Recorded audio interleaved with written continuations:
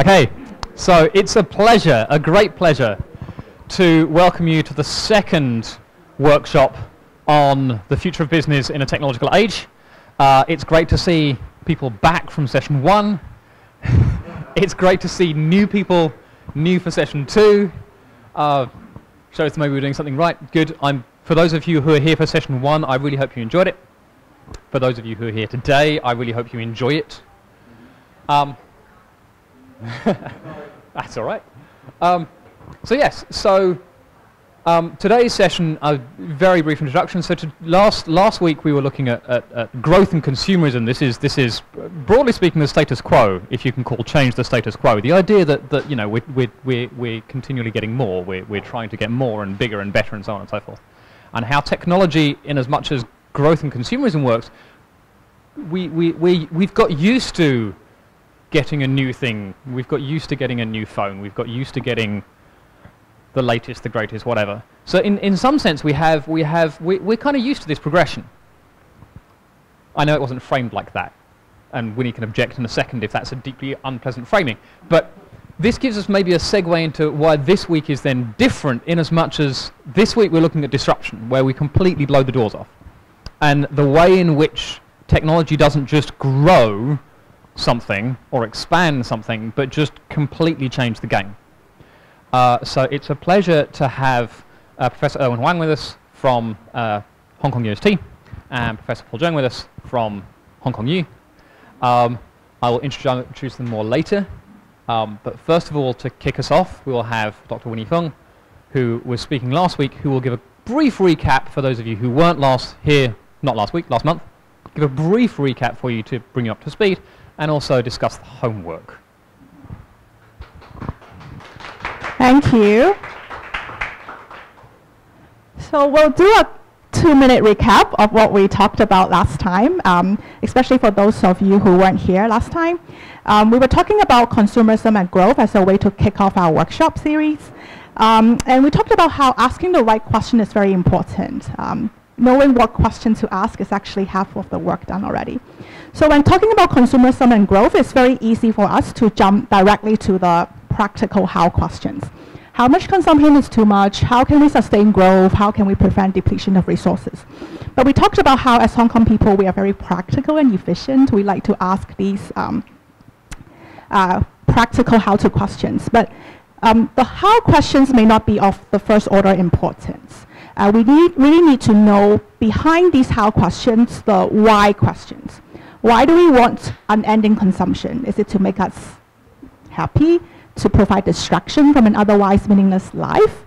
Why do we want sustainable growth? To reduce suffering in the world, to allow us to live a better life, or to allow us to actually live indefinitely, especially as we think about a lot of the technological progress in today.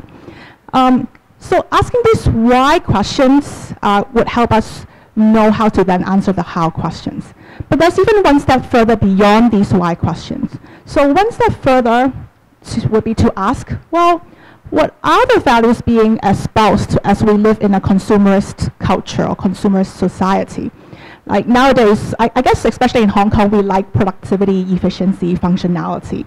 But how does our Christian worldview actually address these values? How does our Christian worldview tell us how we should approach these values? And what should the values be? Okay. And ultimately, this is what we talked about. We spent a majority of the time talking about last time. Ultimately, when we talk about consumerism, we are really asking the question, who am I? Like our innermost identity. Do I define myself as one who consumes? Especially nowadays, we take on the identity of a consumer almost permanently. Like we live in a permanently like consumption world. And when we think about God's mandate to us in Genesis 1 and 2, that's even before the fall, the cultural and creation mandate, how does this relate to what we talk about sustainable growth? Okay? How does knowing about our purpose in life and how does knowing about the creation mandate help us address what we actually want to get out of when we talk about growth? Okay? So these are the quick 2-minute summary. Mike gave us 3 really good questions for homework last time, and I want to really thank you, those of you who send in your reflections and responses to us. So I'm actually just going to list the questions and list some of the answers. Okay, just read of them. So the first question is, what effect does it have on our understanding of ourselves if we define ourselves as consumers? Okay. So these are like from different people. Tend to monetize or commodify ourselves, feeling discomfort with the academic institution, now increasingly paying attention to cash flow and profit margins.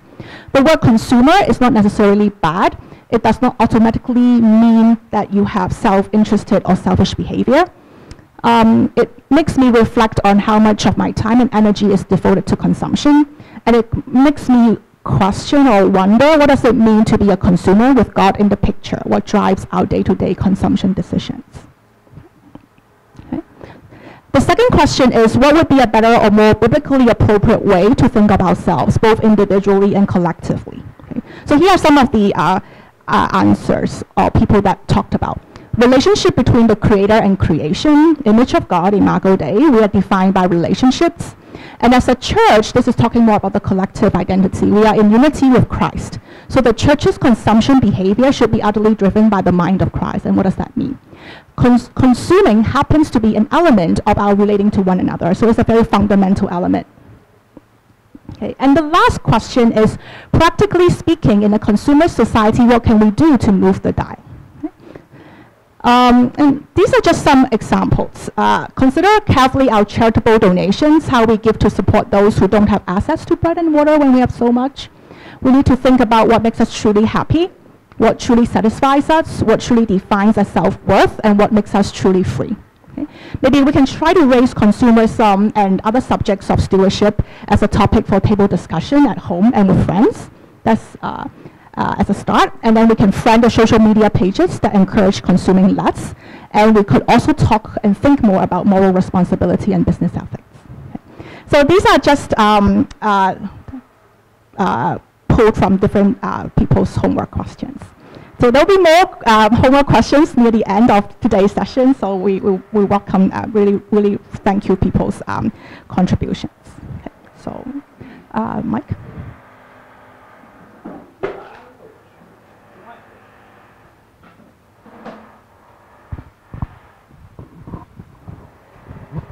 My phone has got used to being dropped. I live on the 3rd floor, and last week my son inadvertently nudged my phone off the windowsill, out the window.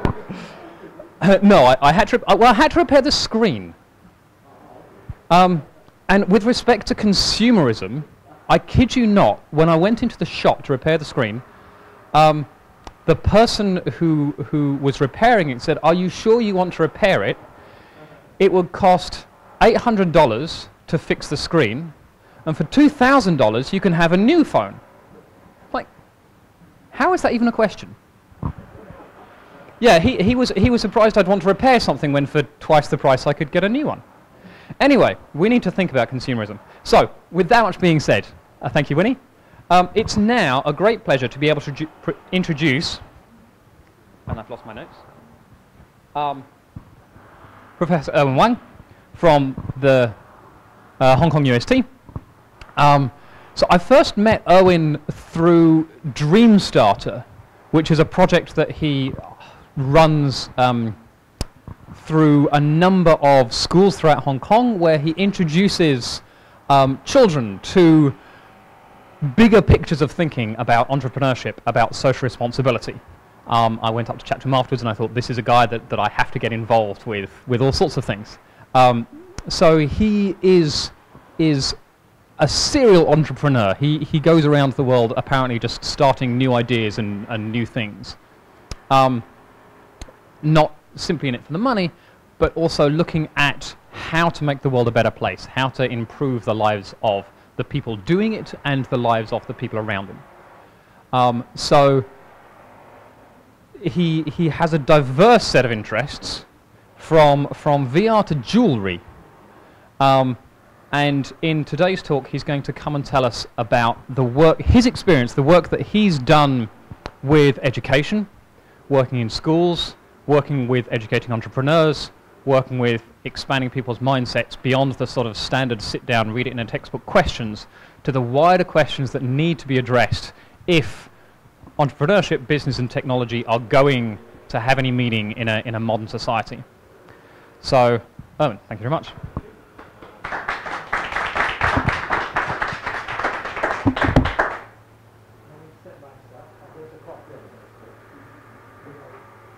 Control my time right, so help me a little bit with my time. I have about 45 minutes on this.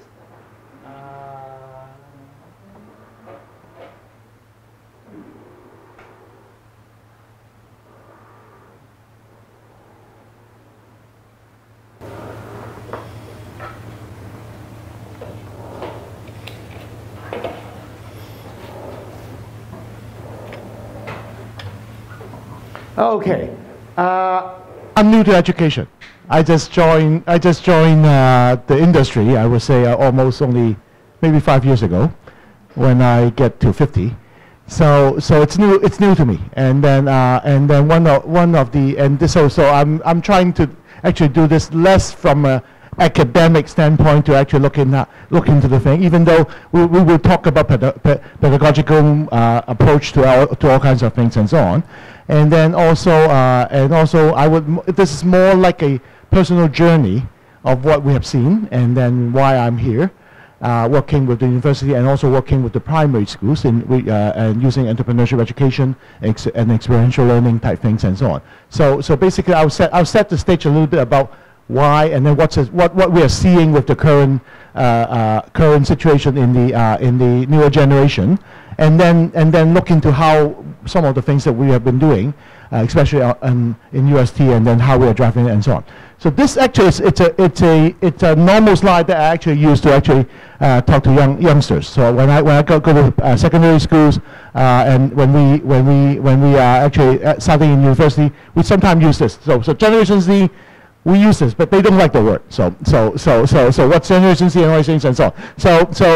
But basically we'll set the stage a little bit, and then I'll spend about 10 minutes looking into what they are facing, and then some of the reasons why I actually joined this industry, and then and then some of the reasons why we are actually designing what we are doing to actually look into the matter. So Generation Z, normal is designed. It's defined as people that actually are born beyond 1995, after 1995.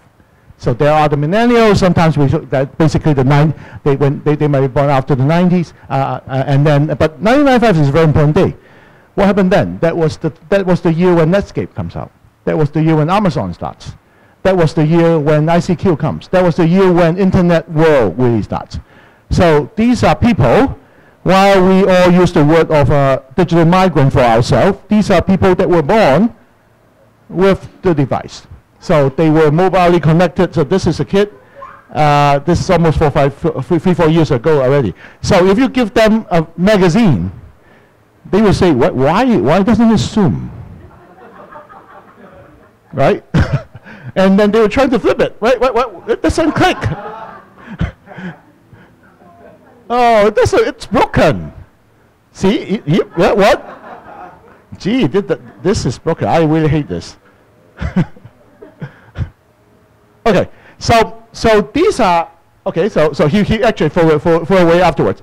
So these are people, while we start with our magazine and all our normal media things, their whole life is with this. While we go to a library to look for books, they live with their device, and then they have the largest library with them all the time. While we try to find roads on the streets, they use Google Maps, and they don't know any other ways to actually get navigation. So this is actually what they are with. This is the age when they are and when their language, their value, and their system is completely different from us. So that's something that we see. Okay, and then last year it's usually being credited by actually 2017 is the year where we have all these discussions. Arguably, trade war start with this, because there are two important books that comes out last year. One is the 21st Lesson from 21st Century from Noah. The other is Li Huifeng's book on AI superpower, which both of them actually interesting enough. The Li Huifeng's books will come out in 2017, but it was translated into English in September. And that was when the trade war started. That was when China, all these talk about China being the AI king of the world, and then they'll take over everything and so on. So they become a strong nation, not just a growing, developing nation. There's another document saying that 2035 China will actually take over all the AIs and robots and all these things and so on. And they also mention Huawei and ZTE. So it's a very good document. Oh, these are a company we need to beat, right? So the Western world come and beat them up. Okay, that's one thing. The other thing, obviously, that was the year when the computer started beating human in one of the games that we argue that cannot be beaten using computer. So AlphaGo was there in 2007, and I think that was in October, November time. And they beat Orchid, which was he was a 18-year-old young, I would say, young kid, Generation Z, and then rich Chinese second generation. So very interesting. So he's very arrogant. When he was the first, the top of the world, he was actually commenting on the Korean guy. He was saying, this guy's really bad. I beat him every time. And then he was saying, oh, this guy don't even know how to play with the computer. And it doesn't work and so on. So he's very arrogant, very strong, and then very good. We saw these kids all the time. So these are young second generation Chinese people, right? Especially from China. So they have seen the world. They are not even simple Generation Z. They are the rich Generation Z. But we all know the game. So it's a very tough game for them. And then they play a few times. And then going through the process, I think this should be a movie. That I was actually going through the 3 days, the week of the game. So during the first game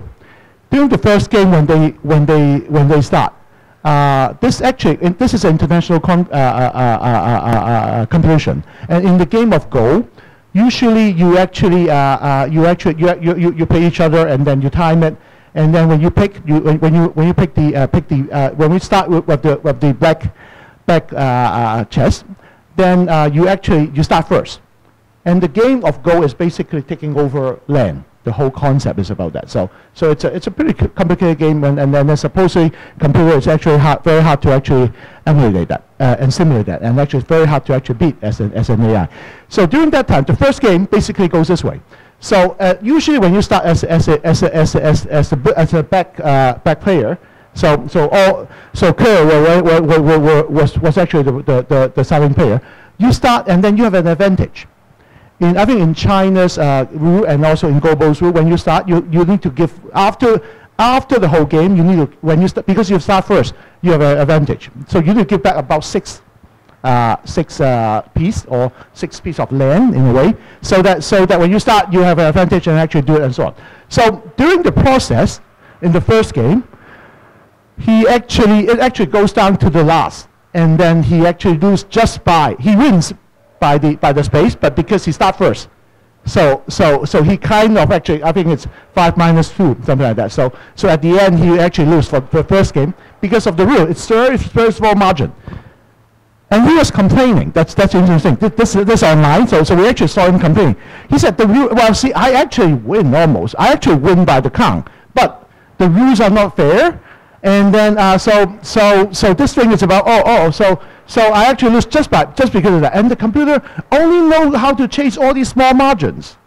So I will come back and actually win the second day. Okay, but understanding this guy, he's so arrogant. Normally when he play 50 people, and then he just come in and actually just every 3 seconds, he actually do his thing. And then in Go, it's all about the psyche. It's all about the atmosphere, how you actually play the atmosphere. He's actually winning you before winning you, because he's like, I do 50 of these, I win 40, I can do 50 at the same time, and then I still win 49 of them. So there's no chance that you actually win. So that's how but normally this actually is the normal game rule. So in the normal days, he's okay with that. But this time, he's complaining. Okay, that's the first day. Second day is even more. Second day is the real important game. It's actually all on YouTube. You can actually go and check it out. The second day was actually a very tough game. And then he actually started thinking about how the computer is actually measuring things. At that point of time, before there were not much document about how AlphaGo works.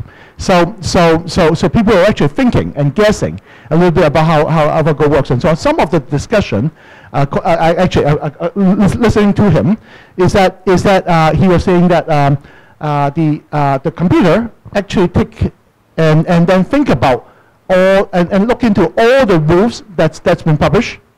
So the computer is actually looking into all the moves that was there.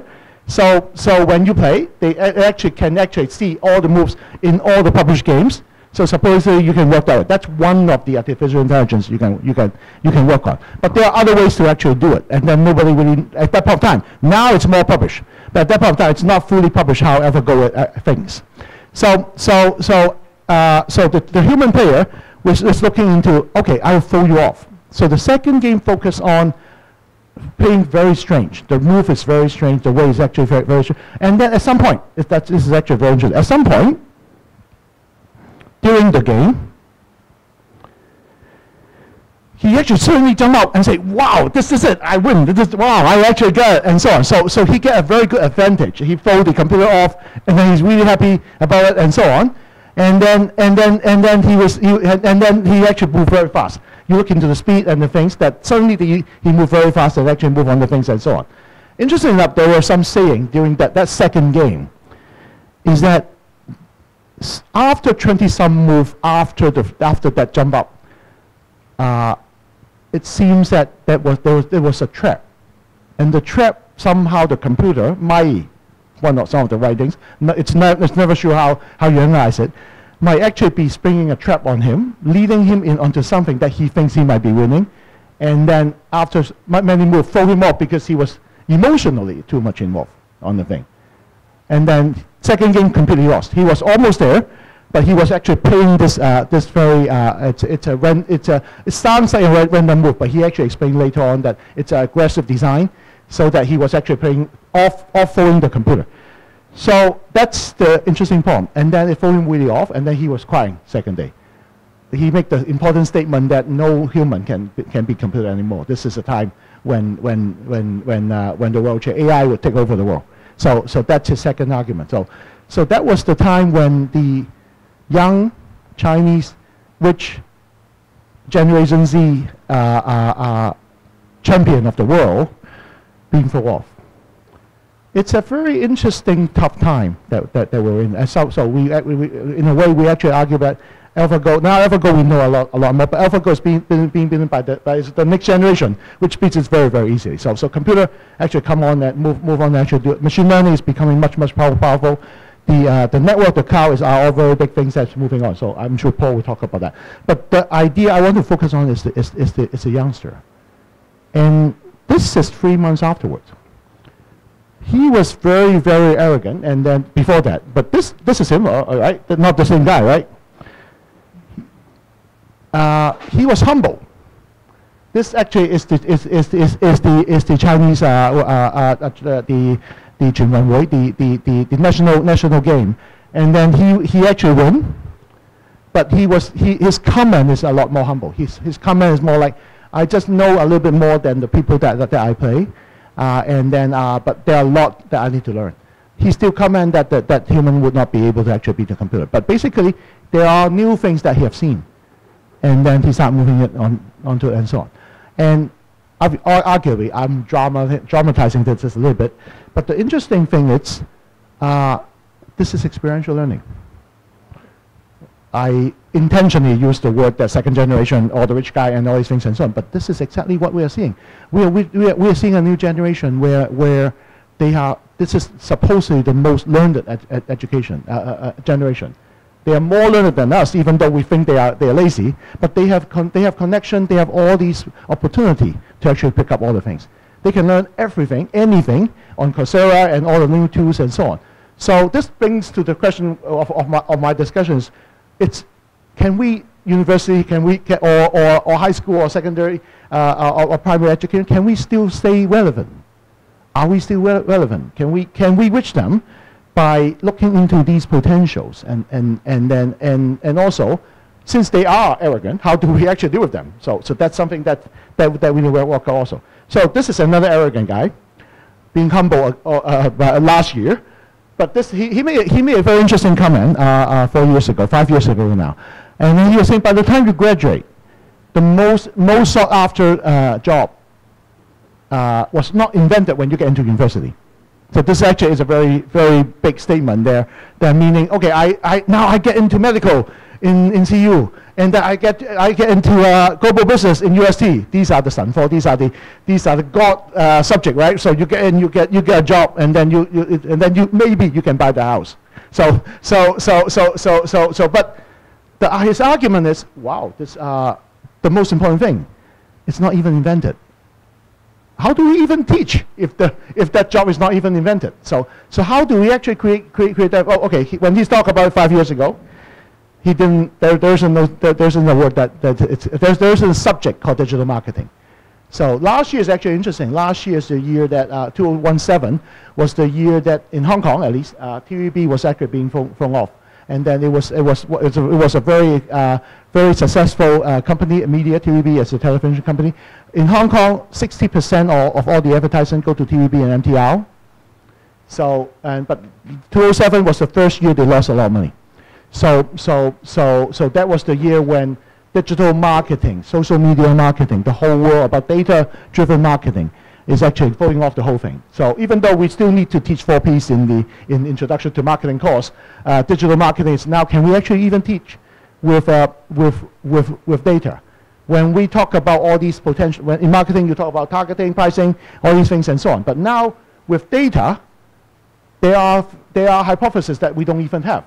And the data will actually drive all the sales that you don't even know how it's being driven. So using machine learning, digital marketing is moving very fast. So when I'm studying marketing, I need to know programming. When I'm studying programming, I won't be studying marketing. So what school and what people is being trained? It's going to train people for this very important new industry. So there are all these new small courses that's coming out that's helping people to actually pick up these things. Obviously now this year we start seeing masters in digital marketing and then majors in these areas and so on. But still we are reacting. Only this few years that we see all these things coming. So in that argument that supposedly when in high school they get the top score, they get into the God subjects. But now it's not sure. Goldman Sachs fired 150 people last year in Hong Kong. So supposedly that's UST's top student going into there. But they fire people after 4 years you are in. So because they want to change, and actually they just like the people that are 22 years old. So it's a very interesting system. Okay. Then that comes to the next thing about career, which is another very important topic. It's about slash. Because during our time, we think about, there were a company like Toyota who used to hire people for the rest of their life, right? You get in and then you can work there for 40 years and then you can be there. But now people don't think about more than 2 years. So if they come in and work and actually stay a little bit longer, it's actually a blessing already. But think about the first year. If they're only coming in 2 years, 2 years is long actually, right? So the first year we teach them a little bit about the industry, the things and so on. So they were learning, but the second year they're gone. So you're wasting all this money doing it and so on. So that's a problem. But slash, obviously, slash is it's a relatively new term. But in Hong Kong, I was actually talking to a lot of people. They were saying, oh nah, this 斜槓, it's not news. Because there's another thing called 打散. 打散, well, I don't have a real job. I actually do all kinds of jobs. And that sounds like slashing. We will try to define that a little bit. But slash basically means you are doing multiple things at the same time. So, oops. Let's say I am a sound curator. All these are new jobs, right? I'm a sound curator. What kind of job is that? I'm a food truck proprietor. And then I'm a freelance architect. So these are the different jobs these people are actually doing. I'm a anchor, but I'm also a Starbucks server. So many people do many things. I was actually at a computer startup app startup a few months ago, and then I was there. There was about 20-some people. So I actually were there talking to the team. I would say 30-some people, and I was asking them to give me a hand. Okay, show me who don't have an IG shop. Who don't run the IG shop. 3 person are not running an IG shop. 20-some people are actually doing that. IG shop, IG is the Instagram. So IG shop is the way, it's something you sell on Instagram. It's not something, if it's not, I'm not asking if you have bought from IG shop, I'm asking if you're running an IG shop. So more than 80% of that particular, that would be, I think that's not necessarily Generation Z, that may be Generation Y people, but they are actually doing multiple jobs. So they do their design work, they do their marketing work, they do their operation, project management work, and then they do their programming. But they might be buying things from Taobao and sell it in the US through Amazon, and then they might be actually creating a small handicraft and actually selling it. Actually, I was actually asking this same question to some secondary kids. This is a girls' school coming to university to visit, about 40 kids, and they asked them what are their IG shops. One of them was actually interesting. There was a girl that raised her hand. She was actually doing dessert. So at first, she was actually shooting pictures of desserts that she make, so because good foodie, right? Foodie pictures. But then after a while, people were saying, "Wow, can we buy your dessert? This is so good." So she starts selling desserts. And then she go to 3 to 4 MTR station every day to actually deliver the dessert. I said, how much money you earn? 4,000 that month when I was asking her. And then I said, but you're studying.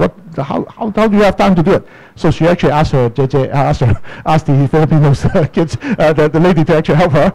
So that's not legal, right? So, but do you go and actually get a 15-year-old kid for hiring illegal immigrants as an employee, and she doesn't even have a BR. It's an interesting thing.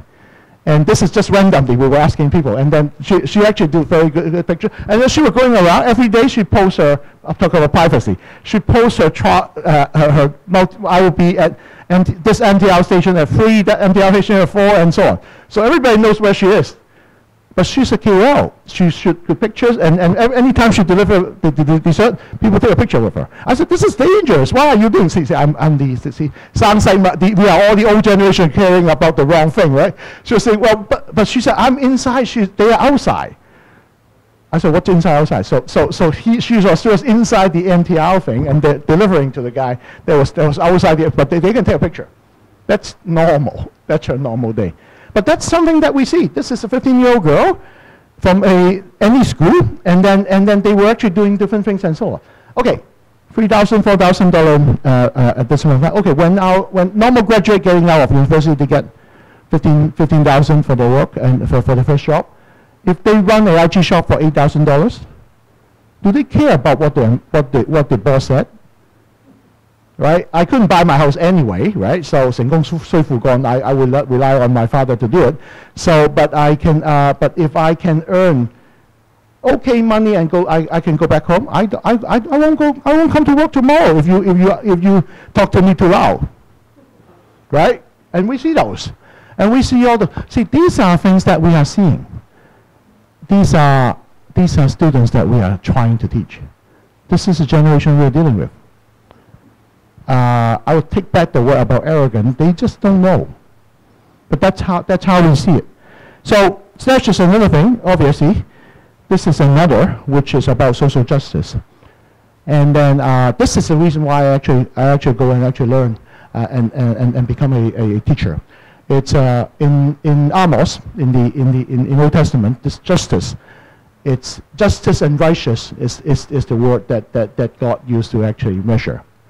And then justice is about action. Righteous is about actually. It's all about the rich, the powerful, taking advantage of the poor.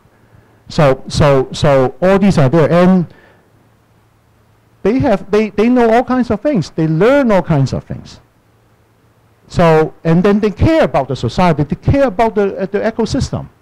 They care about the ecology. They care about Earth. Some of them not. But that, if they don't have the right way to actually work on, or this is even the right way, it's really worth discussing. But to me, the difficulty is, are we getting disconnected with this generation? They are supposedly the most learned generation ever. So the next generation will be even more learned. So they will have all kinds of tools assisting them to actually learn. But they are in a way in a system where the work are not sure. They can work on multiple jobs. Loyalty, all these trust things might not be there. AI might replace them or work with them, depends on how it works. whatever they focus on, they think that the most important major that they're getting into might be gone in a very, very short period of time. And so this is something that they face. And how do we teach? How do we go in and teach? That's how I start. And obviously, I was reading all these different books and trying to get into the industry. So the argument is actually not how we teach. Teaching 1.0, it's about one person standing here with a blackboard at that point of time, 150 years ago. Now with a iPad Pro with a projector and all these things and so on.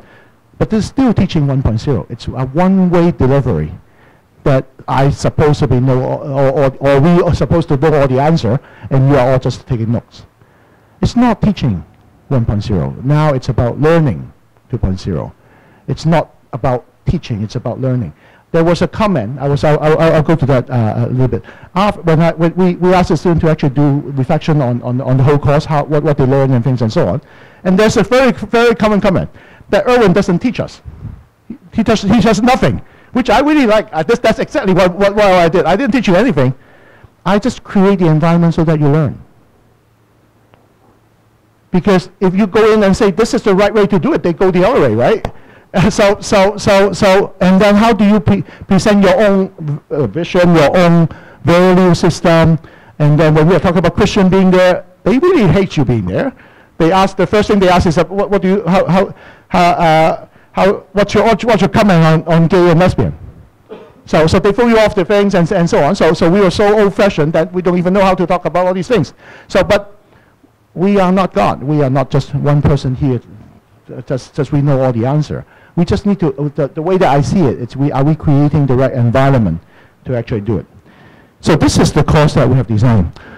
This is Entrepreneurship 101. When I entered UST, they invited me in because they were actually looking into the whole innovation and the entrepreneurship space.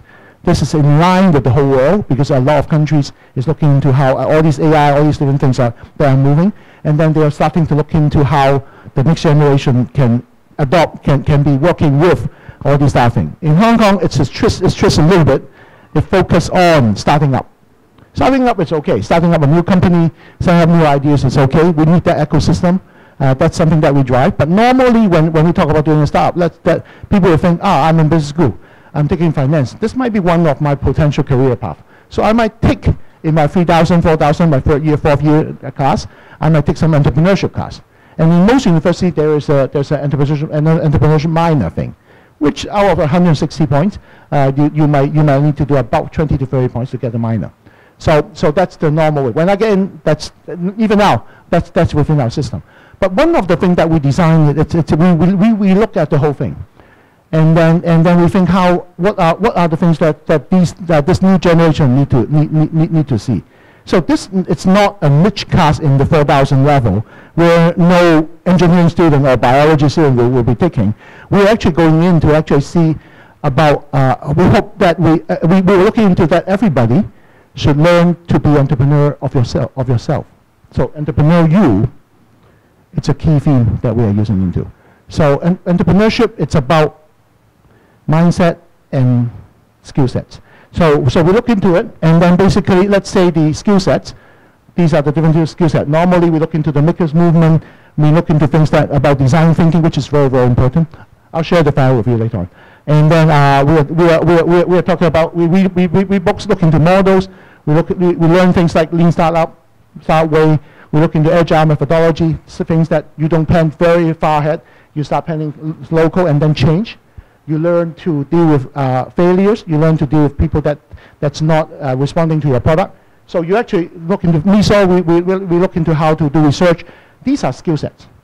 So obviously, when we teach, these are things that we need to kind of go through and so on. But we create the environment. Usually, I do it the lazy way. This is the video. Go and watch it. I don't talk about it in class. Prepare it before you come in. That's also called flipped classroom. So we integrate flipped classroom into everything that we do. And then they are supposed to know what they do. So that's the basic skill set type thing. And skill set including how to find financing, how to do elevator pitch, all these things and so on. So we connect them to the government, we connect them to venture capitalists, we connect them to people in that market sector that they can pay with and so on. So these are the things that we really look into. But there are other things that's also even more important. I am an entrepreneur. I think like an entrepreneur. So there are entrepreneurship thinking that might involve things like learning to fail, resilience, curiosity, and other things like I have a growth mindset. So these are all mindset which normally we don't know how to teach, right? It's whatever you we focus on the skill, and when we look into our design of the course, mostly we cover these things, which are very important. These are, and then we do some very interesting things. We do things like influencer marketing, digital marketing. How do we learn? We get real data. We actually channel data directly from Google and Facebook. They can actually go and deal with real customer. So they can say, I want to sell a product. I want to sell this thing. Let's say I order this from Cheung, and then I can sell it in the US. So we actually provide them with the knowledge and the tools and the money and the credit, so that they can really start this and sell it online to the people. But that's starting their own shop and everything and so on. So all these are different skills that we look into. But these are the even more important part, which are the mindsets. The mindset is, okay, I'm working with slash lifestyle. How should I look into it? What is there? So we talk about the T model, where you focus on something that you're strong in, but you should be bored also, so you'll be able to actually change. So in a way, psychologically, that's actually a balance. Because if you focus on one thing and there's no loyalty both sides, you're not loyal to your company and your company is not loyal to you, which most companies are nowadays, then if I have two jobs, at least I'm more balanced. Peter Drucker talks about it in 1995. So that's in the normal basic management type thing. Social innovation comes from there. It's because when we focus on doing our normal business thing, and if this is the only thing that we do, what if the whole industry is being disrupted? All industries are being disrupted. So how do I change? How do I go through the process? Obviously, the other things like learning to learn, all these are very important skills, and why we work, asking the why instead of just the how. These are the hows, and then how do we do it, and so on. So these are things. Okay, so after we do that, after we actually map out the things, this is the course design. The course design works this way. There are two parts of it, and then first part, they are actually put into a real situation. They form into groups. So this is 1001. So anybody from any school can actually come in. This is actually a common core.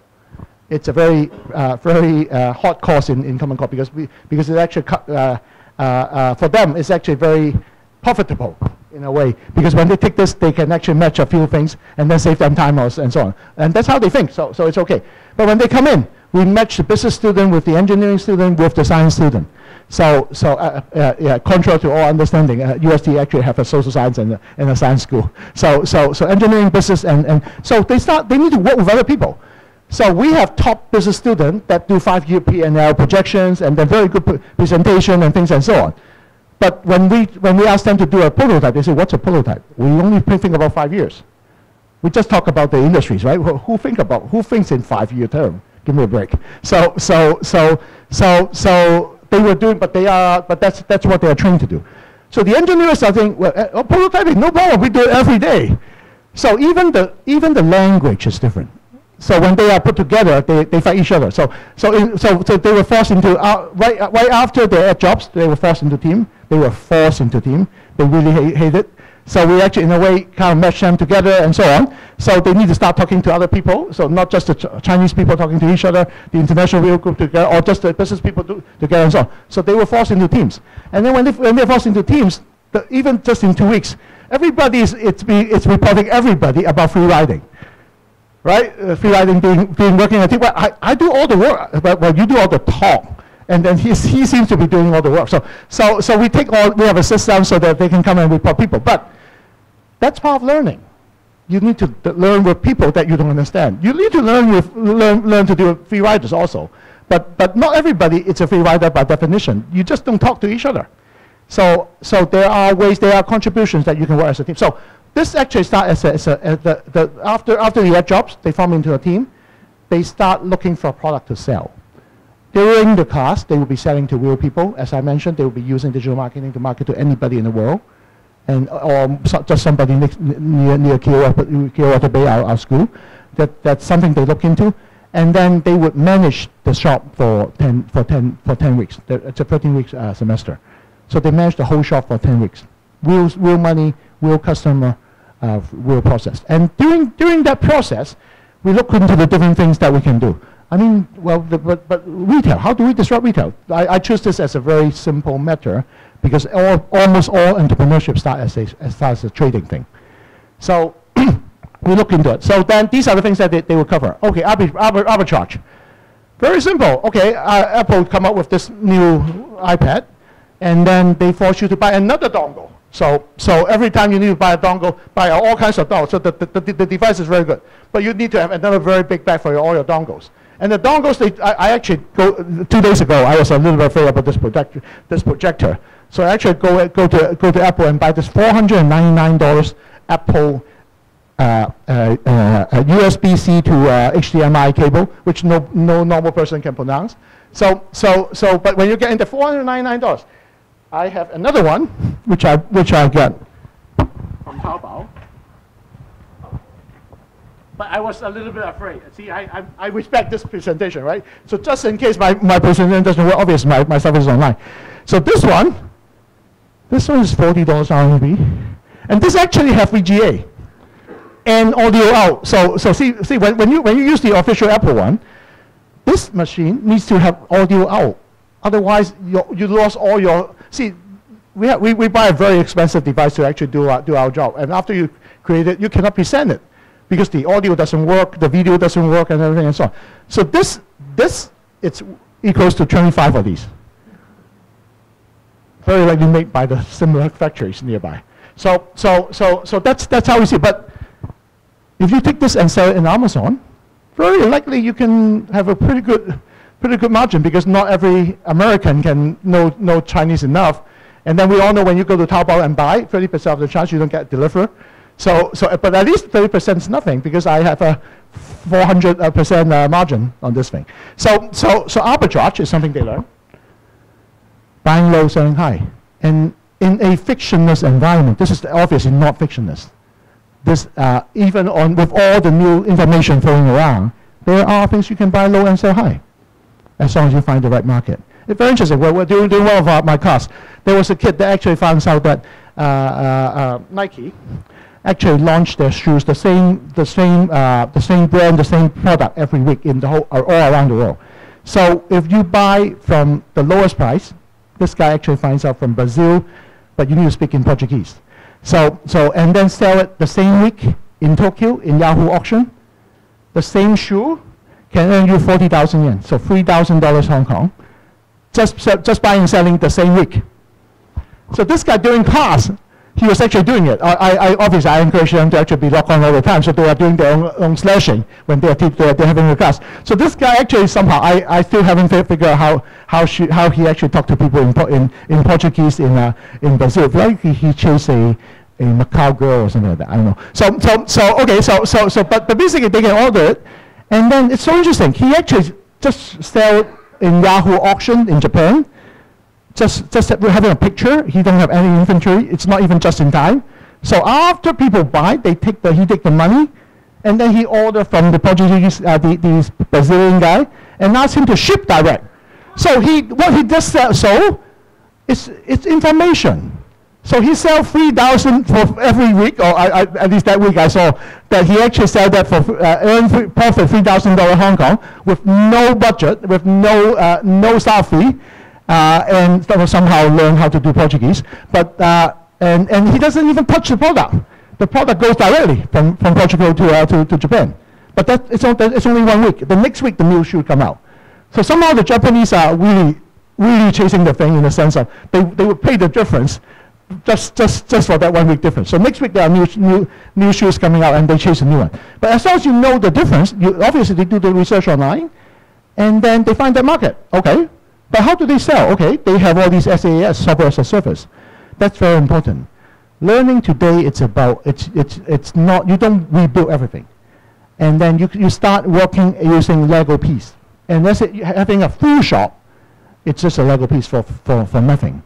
So one of the things that we allow them and encourage them to do is we negotiate a deal so that every team can have their own shop, and then they start the whole thing. It's real customer, real things, and then Apple Pay, Visa payment, everything is all done. So you don't even have to start as a business. So very easy for them to actually go and try to do it. So they can do it in IG, Facebook, and so on. And then obviously they learn as a team, they learn digital marketing, and then they learn the funnel effect using real number. I was actually talking to the marketing people to talk about this a lot, but they don't. But without seeing the number, it's very hard to do. This is very diligent.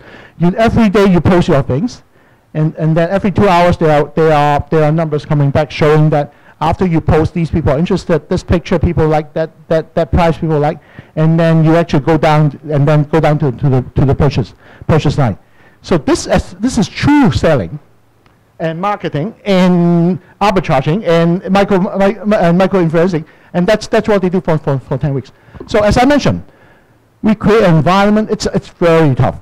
Normally, their reflection will be saying, "This is ridiculous. This is not a common core. Common core should be something that you just buy some answers to homework and then it will work, right? Calculus is usually like that. English is usually like that. But basically, this is like 10 times more hard work. But this is fun, very hard, fun and fun. Okay, that's what we see. Okay, then second part of the semester, we start looking into design thinking. Who understand your user a little bit more. This is a key thing that we're looking into. So we also, at the university, actually just start a design school. So we start integrated design school. And then we all actually go through the process, and then we go to Cheung to get a feel about that industry there. So these are copycats or these are genuine things. So how do you deal with potentially partners that's stealing your ideas?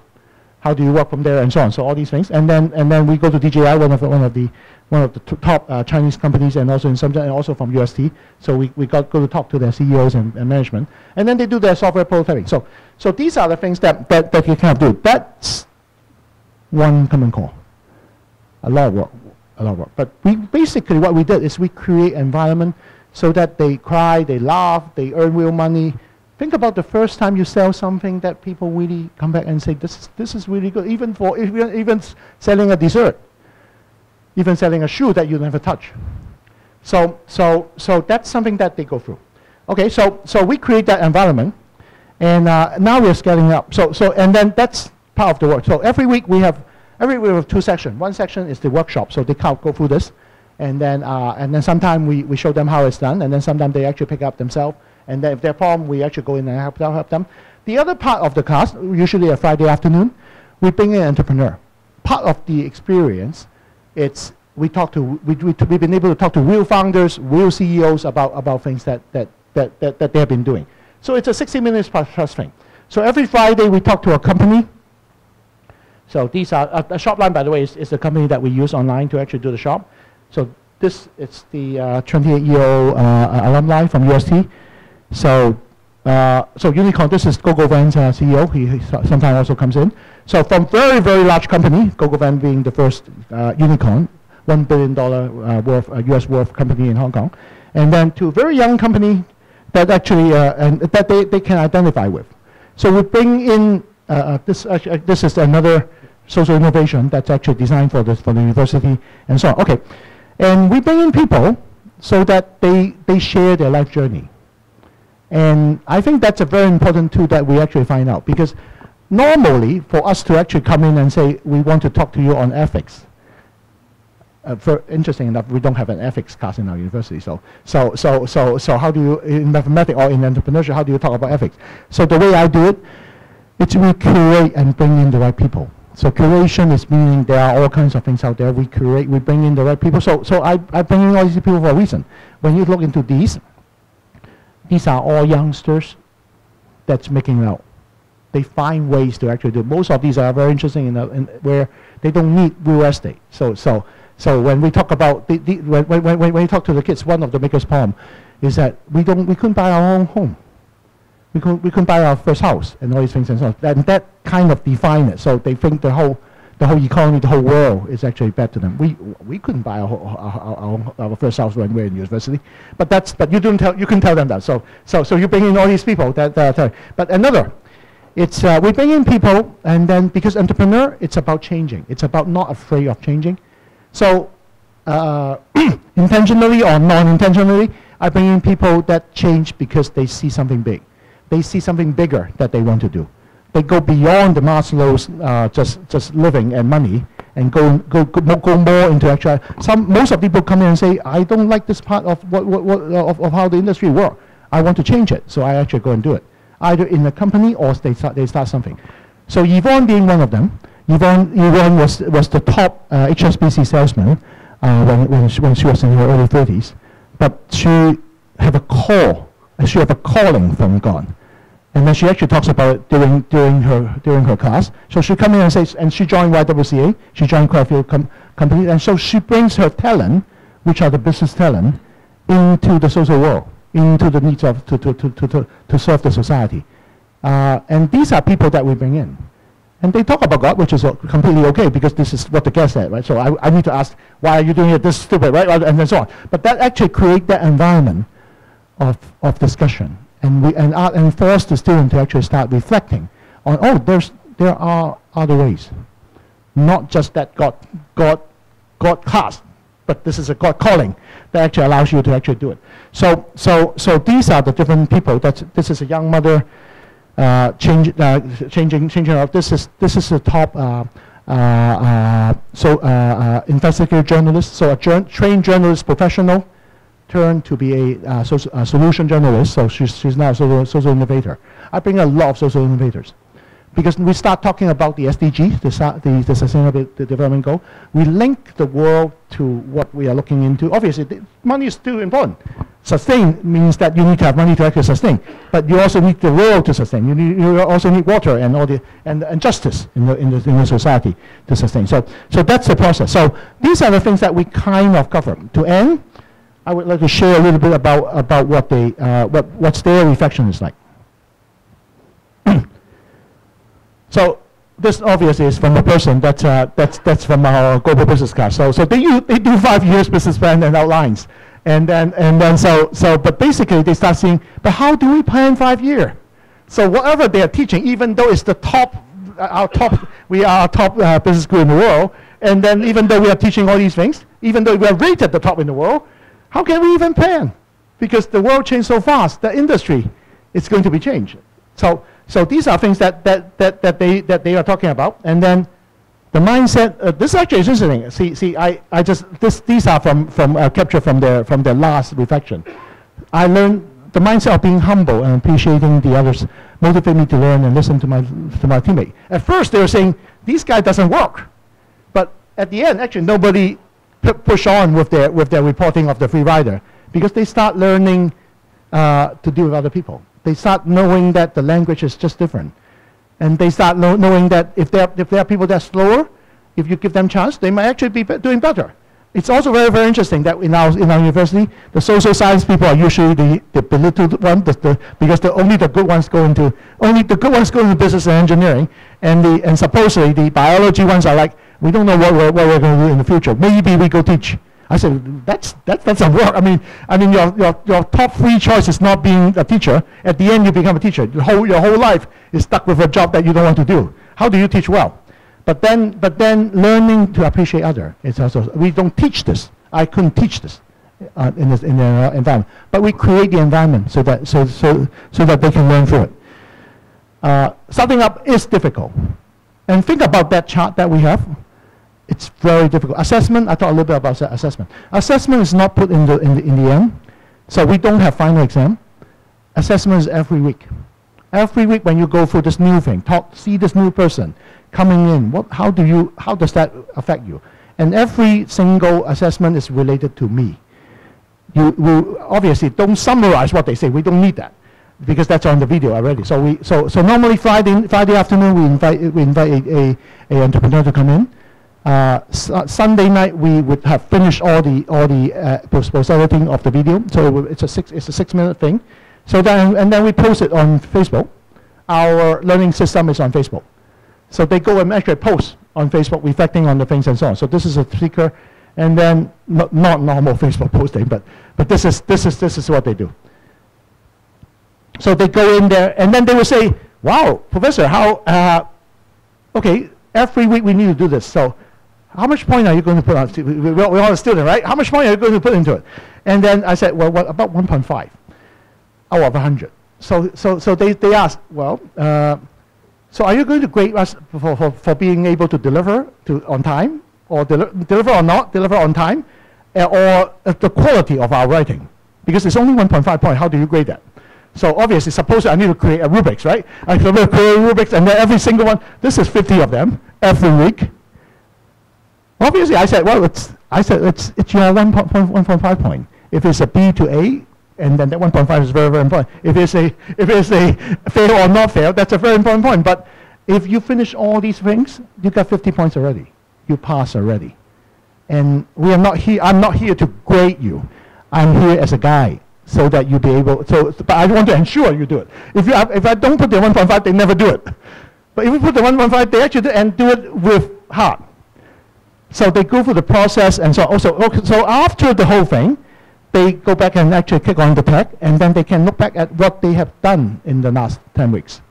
So it has have their thinking change, have their thinking about failure, have their thinking about team, have their thinking about the industry they want to go into, have that change. So we create the environment so that they go back and actually learn from them. And then this is not on Microsoft Word or Canvas or Moodle, because you just do it over, so Tuesday night by midnight, they need to submit that. I don't expect them to go to a large computer and actually do a four-page thing. This is like in your bed doing your Facebook. So this whole concept actually, and then also we invite the speaker to come back and talk to them. So that's another very important thing for the kids, right? Because they want internship. So now they have a chance to talk to the CEO, and then ask them direct questions and so on. So all the CEO, after they come in, they like to come in. So now I can almost ask anybody in the industry to actually come in to actually do, because they have a chance to have 50 kids. Let's say 40 of them really work hard and reflect on some of the things that you have done that have affect their life. So to that person that's coming in, that's something very, very good, useful already. So most people come in and are actually very happy with that. Okay, that's it. I would open up with questions, but this is more like what we have done, and then I will share all these online. So I'll pass it back to Mike, and then maybe do a Q&A. Now, that much being said, Paul. Okay, so it's now a pleasure to introduce Professor Paul Cheung as our respondent to today's session. Paul has spent a long time at Hong Kong U in electrical engineering, or electrical and electronic engineering, and also in computer sciences. I know Paul through his involvement with Faith and Global Engagement, which is the parent organization of the Faith and Science Collaborative Research Forum, which is co-running this event. So it's a great pleasure to have him here today. I could read off a pile of stuff that's on your handouts anyway, that essentially says he's a tremendously awesome guy. While Erwin does Dream Starter, Paul has done something called Dream Catchers. He runs various events at Hong Kong U, which also get students to sort of think slightly outside the traditional academic box of just learning stuff to learning or considering or engaging with bigger questions as well. And he's going to share with us some of his thoughts from a lifetime of doing that.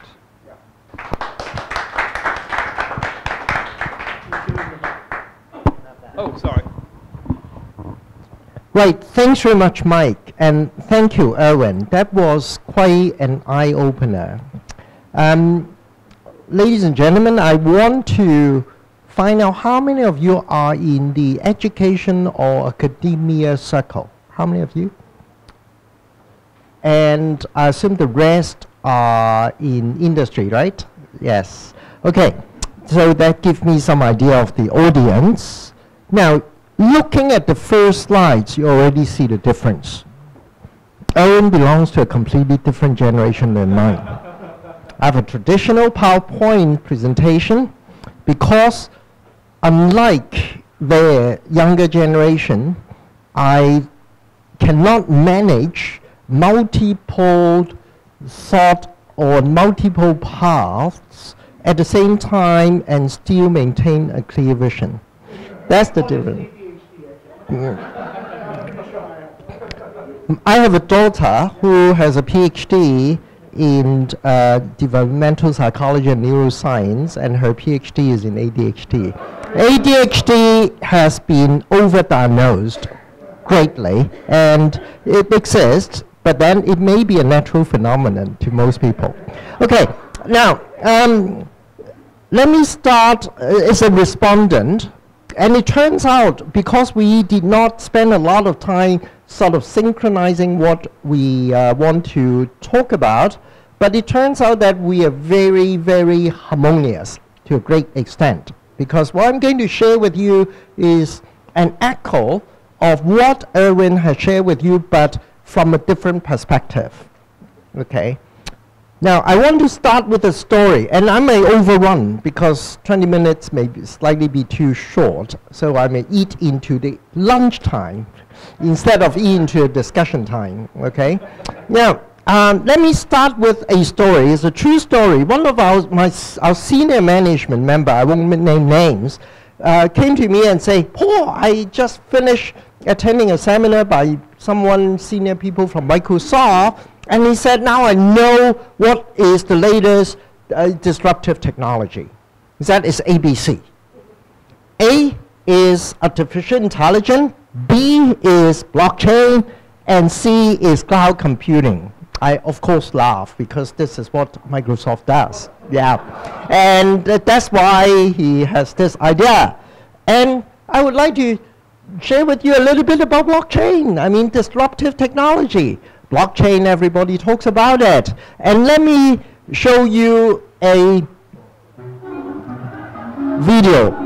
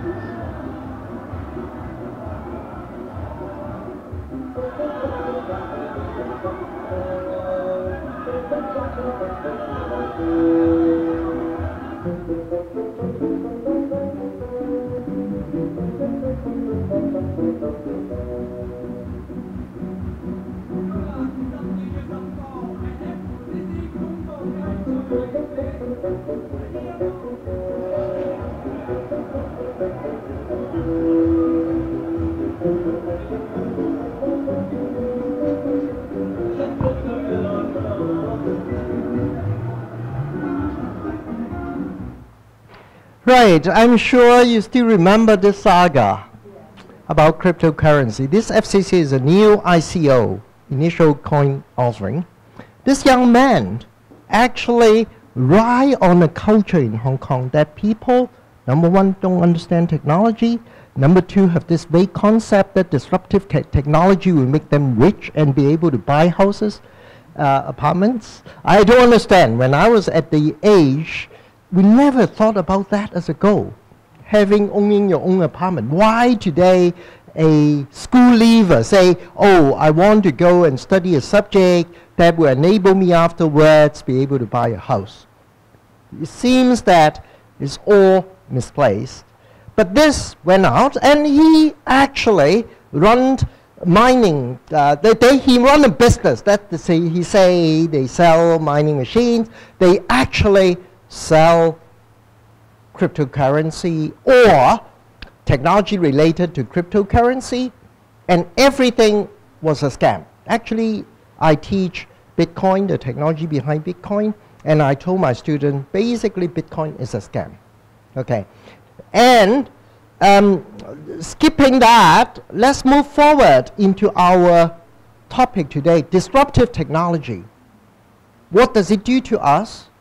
And how should we handle or look at disruptive technology in such a way that we can prepare ourselves or the student that we engage with to face the future in two aspects, in business and in education. Now, In business, I think Erwin probably has more experience than me in business, so I will not spend a lot of time talking about it, but I will share with you some of my experience in education. I've been teaching for the past 40 years in university. At Hong Kong U, I just retired after 38 years, and at the end, I look back, I have a realization. I have been trying very best to be a very good teacher. And I believe I was a pretty good one. I don't care very much about assessment by a student because long time ago I'm already telling you I really don't worry about it. It doesn't matter to me. However, when I look back, my conclusion is that most likely I've been doing it wrong. I may not have been doing it wrong for those students that I graduate because many of them I still see them, some of them already retired. Apparently they still remember me and how I taught them and what I taught them. But for the new generation, we probably need a completely different approach. Today, I believe as a professor in university, our main job is not to be a good teacher or even the best teacher. The only mission we have is to inspire the student.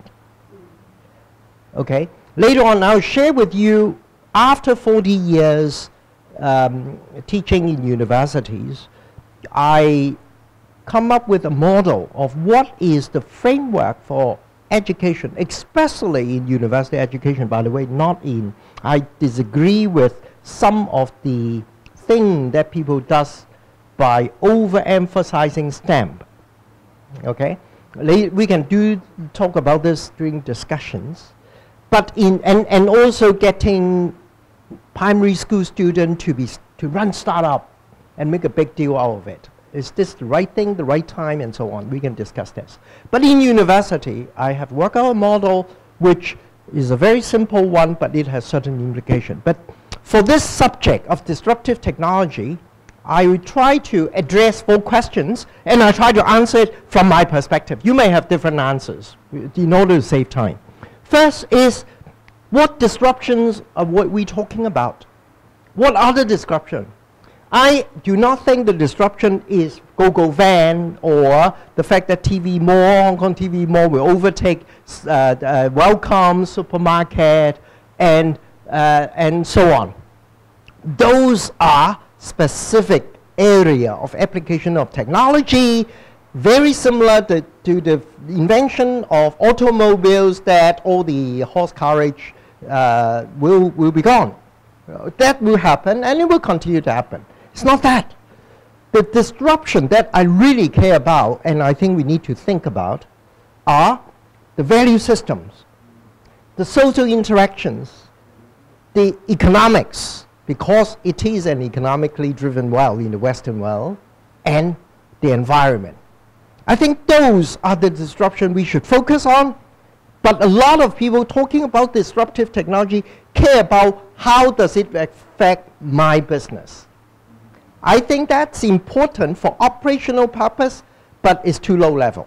We should think about the higher level, and I think Winnie's talk help us to look at how consumerism, how they have brainwashed us in such a way that we have already unknowingly got our valued system changed.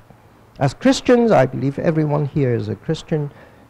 The teaching of Jesus, one of the most important things is we have to realize where we consider is our treasure, there lies our heart. And therefore, is the value that drives us. What is important for us? Second question that we need to address is we need to understand what brings the disruption. What brings the disruption? What are the technology that brings the disruption? I believe there are many, but the major one, there are 3. IT, the internet. The reason is very simple. Internet is the first time, is the technology the first time that allowed individual in the world are now talking about at least something like, I don't have the latest number, but definitely over 50% of the entire world population, that individual can link to another individual at negligible time, speed, and at negligible cost. That never happened before. And that has completely changed the way we interact, the way we live, and everything. And let me share with you this. I was with someone, a friend from visitors from Italy 2 days ago, and we were traveling on MTR, and we were standing there in a few stops, and there were 13 people in front of us. 10 of them actually are holding the phone and looking at it on the MTR. 10 of them, okay? Not counting, he and I were talking, not counting us. So it affects how you interact with each other, what you do, how you spend your time, what your mind is engaged in, and so on. Now, Erwin talked about reflective writing and so on. They are doing an assessment. They know that they need to write those on the Facebook in order to get the 1.5 marks, right? That's not reflections.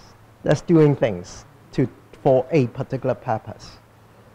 I think the younger generation, the next generation, including us, are no longer reflective. We don't spend enough time reflecting. So you can see that. But the next one is not IT. IT is old stuff. We know that. We understand what they are. Biotech. The recent incident in Nanfang Foke Daihok, you know about that, the summit at Hong Kong U. That has implications that we do not fully understand. Exactly as in 1999 when I first started a master's degree in e-commerce and internet computing at Hong Kong U, a lot of people are doing deals with the internet that they don't understand what is a domain name server. So they don't understand internet, they're doing deals with internet. And I think genomics and biotech is in that phase and very, very risky. And of course in medicine and medical technology, this is a good one because it helps curing disease and make life more livable towards the end. Actually, I reach an age that I'm very well psychologically prepared to face that days. But today, it's much harder to die than to live, I can tell you. I've already told my wife, if I'm in ICU, make sure you assess this, whether this is something that I can get better from, or else do not force me into a force-feeding, force-breathing environment. The legal status is that once you do that, you cannot unplug the life supporting system because that's murder, right? And therefore, medicine creates an older generations that is harder to die than to live, and there are a lot of consequences. Honestly, we need to face those. Now, those are the disruptions, I believe, and technology helps and also create a problem. But is technology and disruption good or bad? I heard some, like Wing Tai's view is technology has a moral intonation to it. My view is technology is neutral. It's how you use it. And I can quote you many examples of this. It's not the technology that's the problem because in my view, technology is solving a problem with using what God's created in the physical world. So we are trying to think after God. But on the other hand, it is our value and our sin that cause the problem in the applications of the technology, which could have been applied for the good. So is disruption good or bad? Disruption can be good, can be bad as well. Disruption is challenging the way we do things, but if the challenge to the way you do things is driven by profit alone, or unfortunately both in capitalism, meaning the Wall Street, as well as in communism, means, for example, like up north, their problem, in my view, the most fundamental problem is anything that is the end justifies the means. You want to achieve the purpose, you can do anything, and that justifies the means. And I think very importantly, we need to see this clearly. And finally, what should we do about it? This is the real question, because it's the practical question that lead into actions or some mindset change. What should we do about it? In business, my answer is very simple here. I see a lot of people actually make technology the idol. They think technology can save them. Technology can change and create a better world. No. It all depends on how you do it. And secondly, a lot of people actually, the other group of people fear technology. They worry about it. And they fear about it and blame a lot of things on technology. And that's wrong too. So technology is not, don't make it the idol or your God, and also don't make it the devil. How do you do that?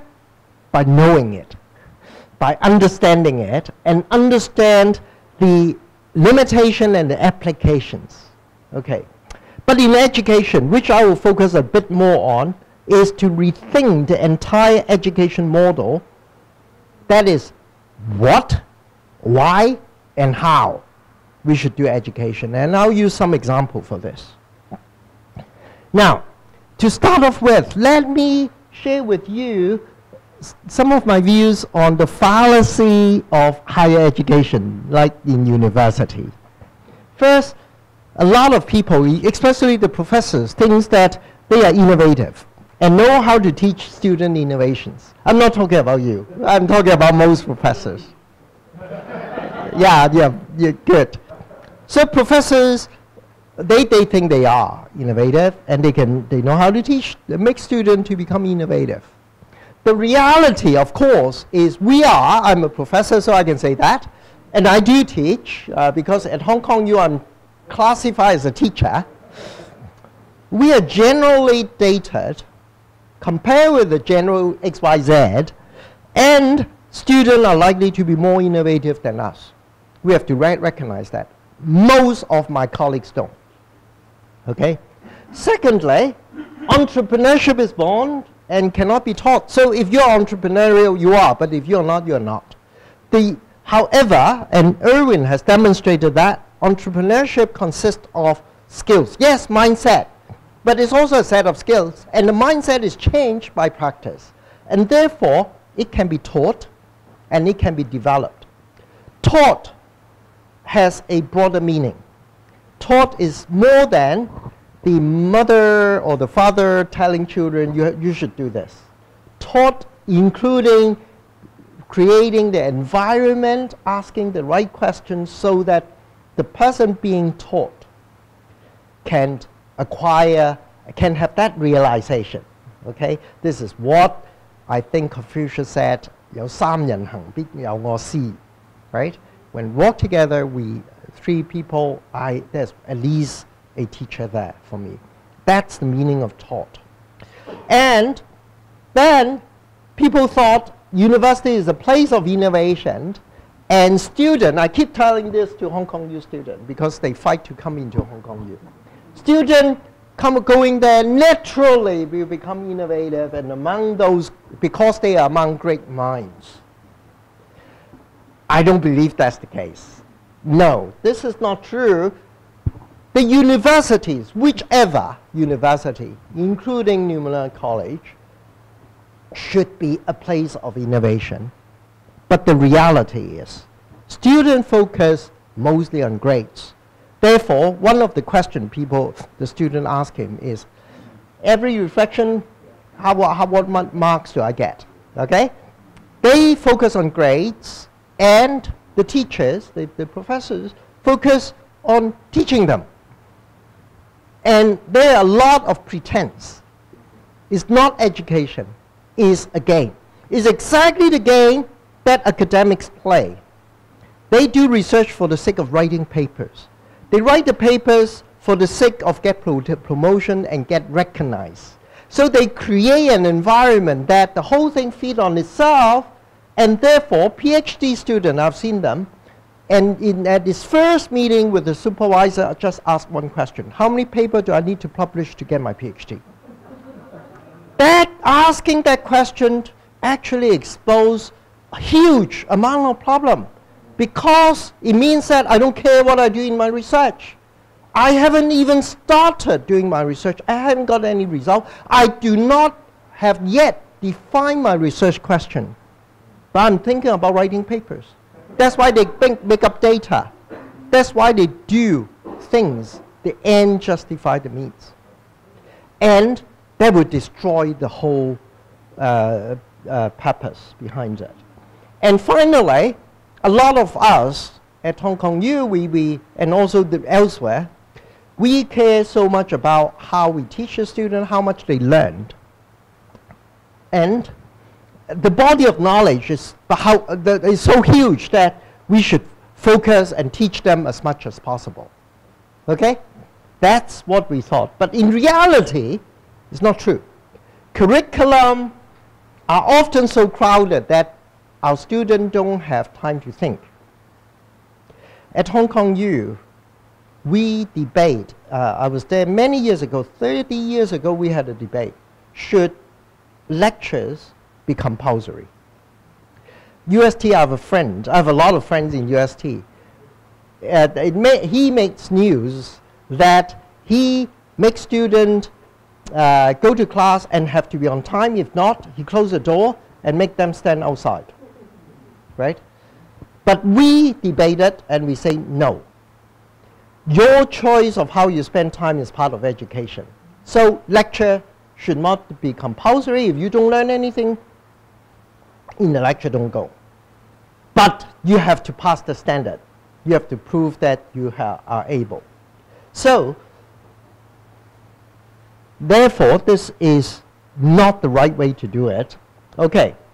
Now, finally, I was reminded that time is running out, but I really need to finish a few more slides.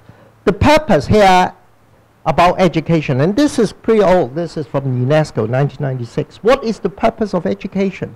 I really like this. It's learning to be, learning to know, learning to do, learning to live together in a community. I think that is because education, at least in university, in schools, are in the early stage of anyone's life, is to prepare them to do that, to know, to do, to be, and to be with other people. And I have to use this. I really like this. This is this is from Đại học. Yeah? Sapientia and Virtus is two things. Wisdom and virtue is your being and your wisdom, not knowledge. Wisdom. Wisdom comes through knowing, doing, and living with others. Right. Now, I mentioned about a model of education that I've learned over time, and I use a tree of life. It's a painting that I get. A tree model. Because this is very relevant because Chinese always say, 10年樹木百年樹人, right? You grow a tree in 10 years, you grow a person in 100. Actually, if you want a tree to be healthy, the most important thing is the roots. What is the roots? The roots are the fundamental knowledge, skill, and character. That's why kindergarten, the fundamental is to build up the child. Unfortunately, people do kindergarten in order to get into the so-called good school. And they coach them like all those consultants and so on. And it's what I usually call form before substance. Prepare them to put up a good show so that they achieve the ends. You see, the end justify the means. Right?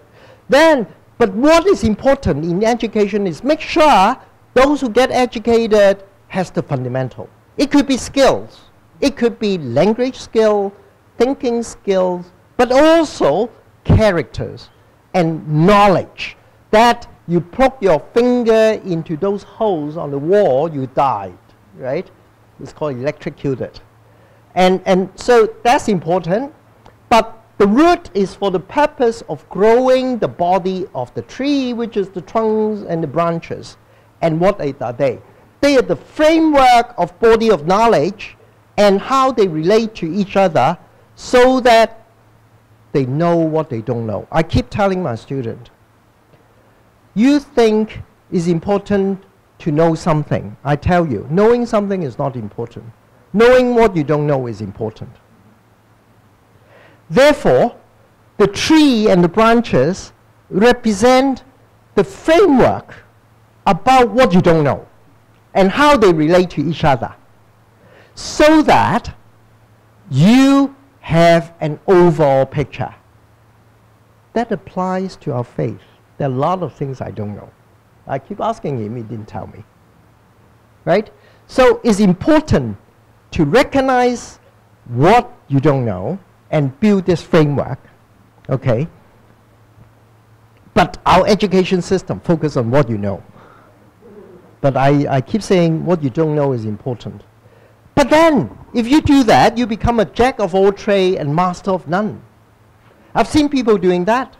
When I first started the program, the Master in Science in E-commerce and Internet Computing, a lot of people around me, I was at that time on leave from Hong Kong U. I was Senior Vice President for Corporate, Senior Vice President of PCCW. I was on the Board of Directors. And I see all these people making deals, and they talk about us if they know, but actually they remember all those terms and link them together. So someone doesn't know what he's talking about, talking to someone who doesn't know, understand what he's talking about and doesn't know what he's talking about. And they keep do the conversation and so on. So it's very important for one to actually apply this and learn a few things deeply, reasonably deeply. And that's the reason why I don't believe it's very important that what discipline you go into. It doesn't matter if you have this model. Because the purpose of choosing a discipline and learn deeply is to practice and convince yourself, if you put your mind to it, you can actually learn something in a deep manner in order to achieve the next step, which is bear fruits. That is to apply what you learn, whatever discipline you are. It can be history, it can be arts, it can be music, it can be engineering, it can be social science, it can be business. But you apply this using this framework to test and build the confidence that if I set my mind on this, I will be able to learn. And use what I learned to solve a problem. The purpose of doing that is to understand this framework and also give yourself the self-confidence. As a result, this is what you do. The outcome is the ability to acquire just-in-time knowledge. That's what you need to do. To have the ability and the confidence to acquire just-in-time knowledge, which is so much easier to do today than before, and so much cheaper, than to learn everything. So don't believe anyone tell you that you have to learn this. No, you don't. But you have to understand what you don't know. And also build your genuine self-confidence. Now, I will very quickly finish by sharing you a few examples. This is a very, Mike is involved in this initiative at Hong Kong U. We have faith and global engagement. We also have Common Core. It's very different. Our Common Core is 150 people. They recently have a Common Core entitled A Life Worth Living. Very good. Faith and global engagement actually is, there's no credit, and they have various programs that helps people interested in this to join, and that was one from they call Oxford Character Project, and they have a character of leadership, and a lot of people joined. And that was a talk by John Brandon, I was there, on the rules of success at Apple. He is very senior at Apple. and it was, the whole place is full. So it tried to change mindset by stimulating people to think, not in a course. A life worth living is a course. And they just finished it, and this is what happened. Mike, you received this, right? This on WhatsApp. They have the first session. That's Daniel Chua there. A lot of students go, and this is from one of the students. This is one of the most inspirational courses I've ever seen. He actually is on waiting list. So he said, I would be so grateful if I can attend this course in the coming semester. He couldn't do it. He was on the waiting list. He either want to do it, or if not next semester, if it's offer, he wants to go. And that's very good. That's kind of things that you really want. I also run a common core before, which is called Electronic Technology in Everyday Life, and all the students go in there, and many of them are not in engineering.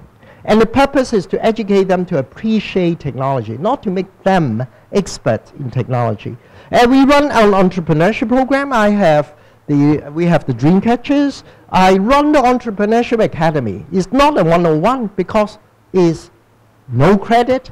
It's only for those who think it will help them, and they come 10 weeks. And we don't do a lot of those. We don't have assessment because we just don't have resources. We run it ourselves. I've been running it for the past 9 years. This year that we just finished, we have 400 people registered. Of course, they don't go until the end. At the end, quite a number still remain. But because there's no credit, and I feel that it's up to them to decide whether they come or not. At the end, more than 50 still stay. So it's a different approach altogether. Well, I skip over that, and we have a place called iDendrum that runs the whole thing. Let me very quickly conclude. In order to face the challenge of disruption caused by technology, I think at least 3 things we need to do. Well, there are more, but I summarize in 3 things. First, back to the fundamental. I think we need to ask the basic questions and get students and everyone around us, including ourselves, keep thinking about this fundamental question. What's the value? What's important to you? What's your value in life? It's very important. So a life worth living is a common call to address that problem. And I think we all need to go to and think about that by reading the Bible, of course. Secondly, do not allow technology to become your idol or the devil. Don't be ignorant and know its application and limitation. It's very important. Disruptive technology, if you understand how the whole Bitcoin works, then you know why it is a scam. Okay? And you won't go for ICO. Because you either are successful, meaning you're fooling other people, or you fail miserably and you lose everything that you save. And finally, develop a counterculture mindset. This is very important. Entrepreneurial mindset is important, meaning you never accept, entrepreneurial means you challenge what things are done, the way things are done currently, and see if there's a better way of doing it. But counterculture mindset meaning always be alert so that we are not becoming dragged by the current existing culture. I have always been saying the communist philosophy has always put a very strong emphasis in brainwashing, changing people's mind. Brainwashing, you call it. But honestly, I think they fail miserably, because when I was in China, I went to China the first time in 1981, working there. And since then, I encounter a lot of people. They said that, or they profess they agree with the government, they believe in them, but in reality, none of them believe in the government. So they fail, I think. But the same thing applies to the Western world, because we are being brainwashed, and they are much more successful. That's why we have consumerism. That's why Mother's Day and Christmas Day is a marketing gimmick. Yeah, and therefore we need to be aware and create counterculture ourselves. And that's my conclusion. Thanks very much.